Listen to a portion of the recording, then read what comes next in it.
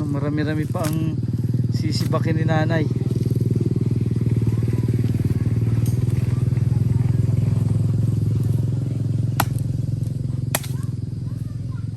Anong nangyari sa tenga mo? Anong? Sa aming paglilibot kung saan rumagasa ang baha, nakilala namin ang pamilya ni Jennifer. Kalunos-lunos ang kanilang kalagayan. Umi-extra lang ang asawa niya sa trabaho sa niyugan. Madalas kapag walang makain, tinutulog na lang nila ang gutom na kanilang nararamdaman. Maliliit pa ang mga anak nila. Kapag may sakit, dasal na lang ang gamot dahil wala silang pera pambili ng kahit pagkain o gamot.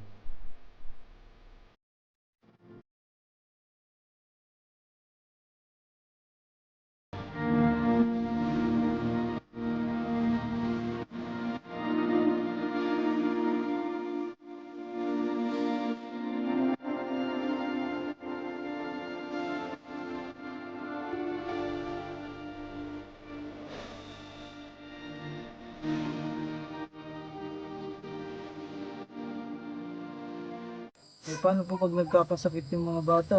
Ano bang... Ayan o, ay di nag-antay na lang kung bumalik. Wala rin maibiling gamot. Hirap po eh. minsan po sa isang araw, wala po kayong makain. Ayun nga, dahil na nga po. Kung po'y maghapon, wala rin po. Hindi lang po isang araw. Oo, hindi nga laang po. Minsan nga po, kakain po kami, wala po. Tutulog na laang po. Walang pagkain. Dinadaan nyo lang po sa tulog, ate? Oo.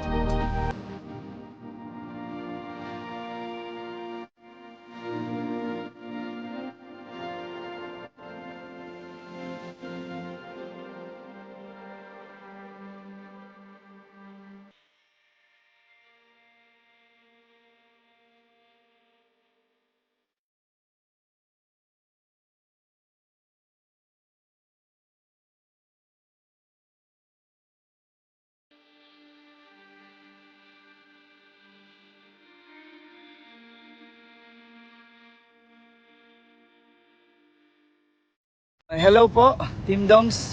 Sa wakas, nakarating na kami dito after... Ay, babiyahe pa pala kami ng ilang oras, mga 3 hours pa.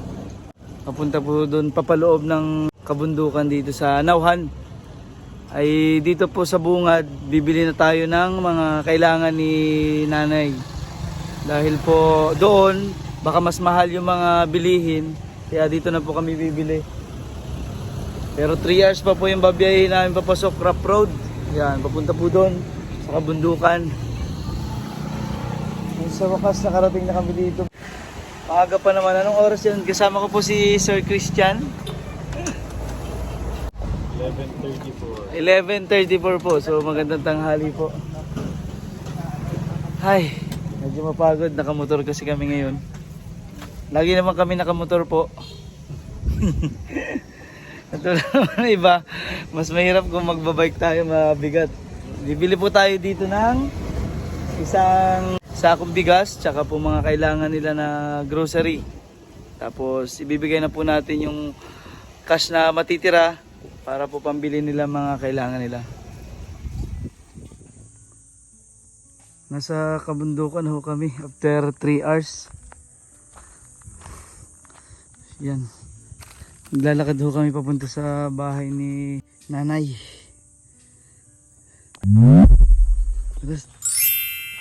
Tara na, Sir Christian. Yan. Ito po yung nilakbay namin dito, bato-bato. Gawa din po ito ng baha. Napunta lahat dito yung mga bato. Ayan o. Adulo.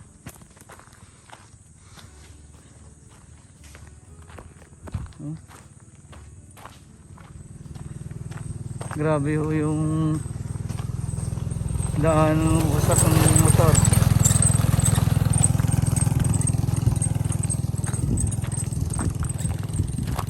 Hi Jen, kumusta? Kumusta ho? Ay si nanay pala ay nagasibak ng kahoy.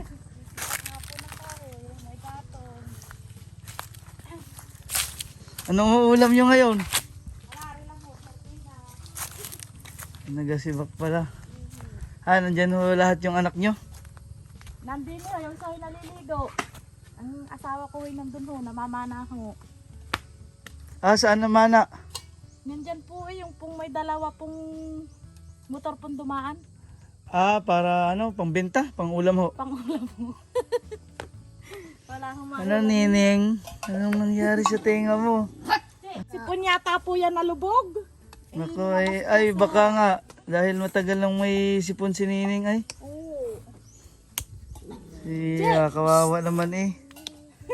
Ay buti hindi na ho umuulan parang madilim na naman Kaya nga po. Kaya nga ang aga ho namin eh. 3 hours ang biyahe. Sibak si nanay ng kahoy. Pang ito, pang ho. Pang ano ko sinae. Saan ho ang lutuan ninyo? Hindi yan ho, kukuha pala. Ay, ere ka?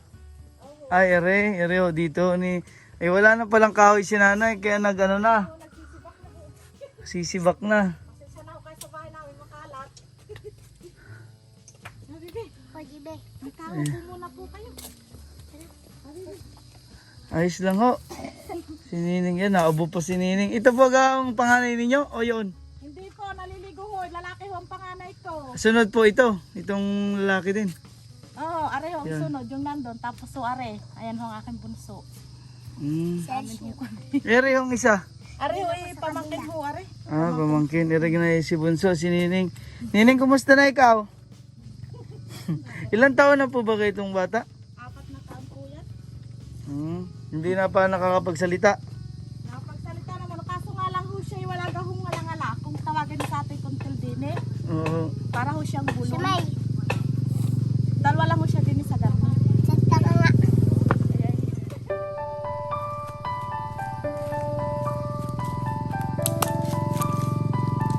Marami-rami pa ang sisibakin ni nanay.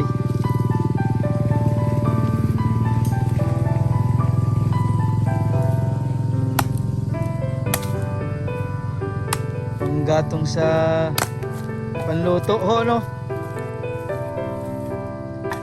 Magatanghalian ho, yung ulam yung itanghali. Yung kaninang umaga ay sardinas.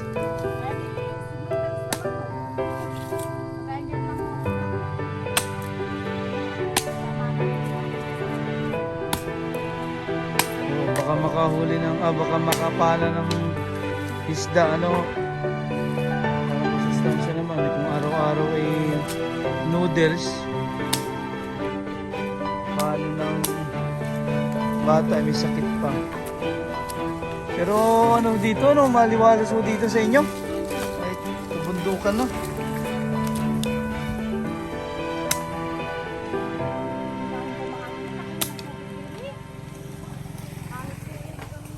Bayawang ho sa amin din eh. Ano yung pinatubo nyong niyog? Yan Ayan o, dararin ho ng kwan ho yan. Diyan din lang ho pinanguha dyan sa mga mahumahugani ho yan. Nagkandahano din ho. Abot ho din yan tubig. Ay, tatanim nyo gahuyaan. Opo. Yung iba ay naanod na ng Naanod na ho ng baha. yung mga una na yan, naanod din. Oo. Akin nga lang ho pinaglalaban dyan. Akin yung nilagay din yan at magkakwan di mailalabhan din. Naanod ho pala yung mga damit nyo, hindi naman naanod. Yung iba, paano gayon? Ayan si nanay at mga panggatong.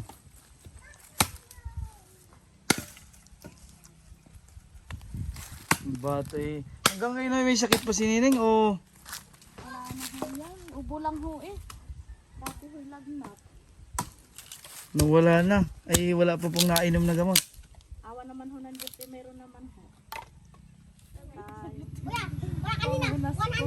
Totoy, tulungan si Sir Christian kunin yung may dala kami para sa inyo.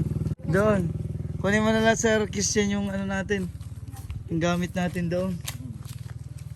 Ay, Christian ho yung akin yan eh. Ay, dalawa. Christian 1 at 2. Samahay doon, dali, ikaw.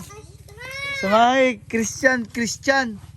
Dalawa. Yan din ho yung aking nakapulang damit ngayon. Kala ko yung ring mo. Juban ho Yan.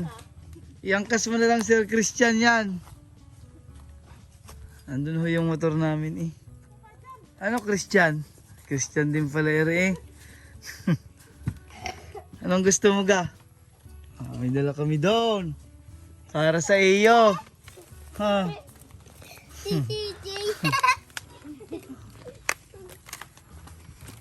At kakatawa yung bata eh. Yan, nagsamahan yung mga bata eh oh. Yan, dali na. Ibigay kay nanay. Aba. Yan. Ano Sir Christian, kaya mo yung bigas? Hirap na. Yan, to yung sinining eh. Yan na, okay, kain na ikaw ng ano, buksin na yung... Ano yan? May gatas yan, ang dami. Oh, buksin mo na Christian. Christian din po itong bata eh. Oh. Dahil na, bigyan si Nining ng ano, tinapay. Yan po at may dala po kami ni Sir Christian na bigas.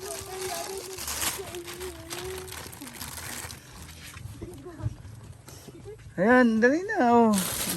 Nini, tutoy. Maraming salamat at kayo nakapunta din sa bahay po namin ganabi. Ay, naiyak na si Nanay Jen sa ating pagmamahal. Maraming salamat po kuya. Oo. At Hindi ko po kayo inaasama na pumunta po din sa aming aming bahay. Hindi naman po kami. Hindi po kami nakakaayos ng bahay namin eh. okay lang yun. Oh. Maraming salamat. Para po sa inyong lahat ito, para po sa mga bata at naaalala po natin. Di na, Christian. Ito si Christian, buksin na. Para si mama mo eh, pinaiyak mo Christian. Nanay Jen, oh. Oh, bigay na. Ayan oh, buksan mo na to, dali. Bigyan mo si Nining. Si Nining. Nining oh. Ayan, yan oh. Bigay ni Sir Christian kay Christian. Siyempre meron ka din. Oh, dali. Oh. Meron ka din. Oh. Buksan mo na ito, tinapayan. Dali, bigyan si Nining. Yan, bigyan din si pinsan mo. Yan, may Skyflex. Yan, mga ulam na po ito. Yan, mga ulam. Para po sa inyo ito, Nanay Jen. Huwag po kayong mag-alala. Lagi pong magdasal, magpasalamat po sa Panginoon. Ano po? Nagkagulo yung mga bata doon. May dala din po kaming bigas para po sa inyo. Para hindi na po kayo mag-alala, no?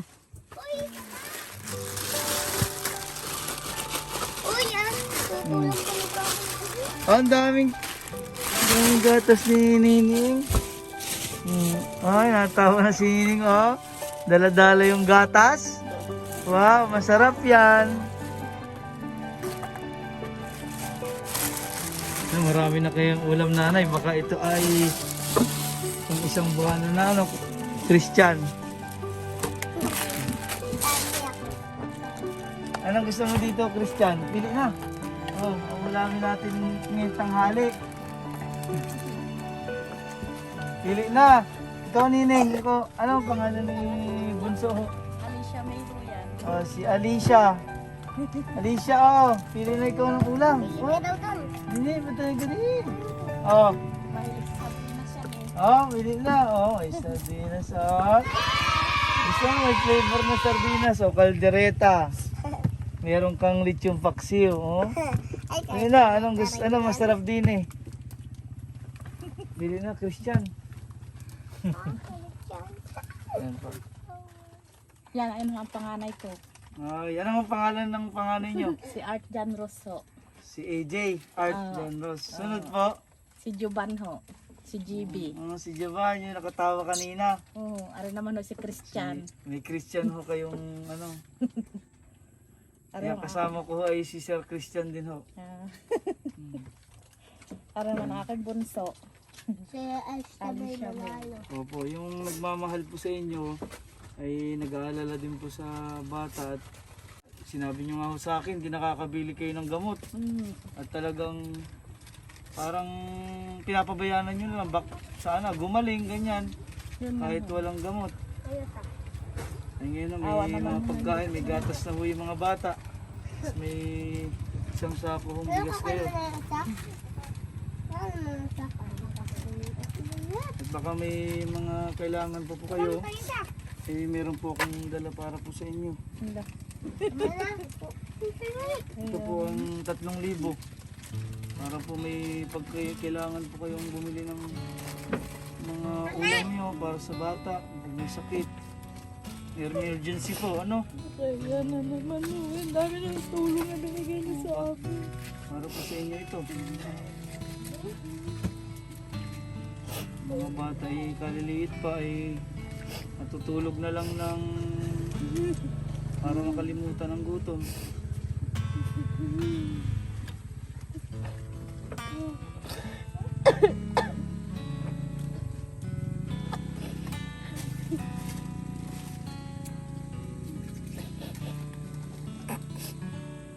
Yan yung po nanay at maayos din ang lahat ng hope.